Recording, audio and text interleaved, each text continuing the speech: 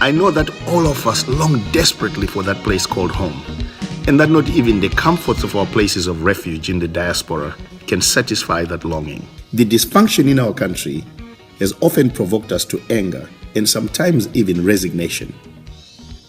There has, however, been an awakening lately to the fact that no one can do for us what we must do for ourselves to reclaim and build the one place which is truly our portion, Zimbabwe, our country, our homeland. Proverbs 13:12 tells us that hope deferred makes the heart sick. Many of you have reached out to tell me how encouraging my messages on social media have been and to find out what's next.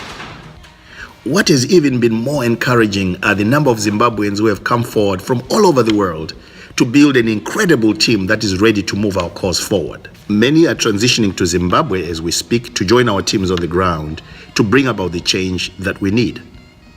I'm excited to announce that we have officially launched the Build Zimbabwe Alliance as a political party and established provincial chapters in Zimbabwe and diaspora chapters in South Africa, the United Kingdom, the United States, Canada, Australia, and China to give you the opportunity to participate in this great cause.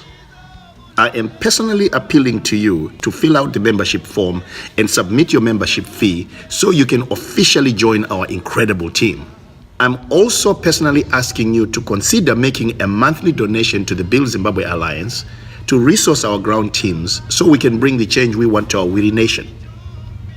I'm very proud of and confident in the plans our teams have developed to take on ZANU-PF in 2018 and to prevail.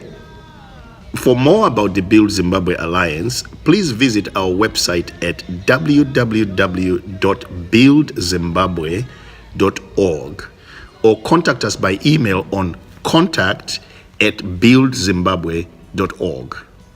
I want to thank you for being part of this great cause to rebuild our great country, our homeland, Zimbabwe, that place called home.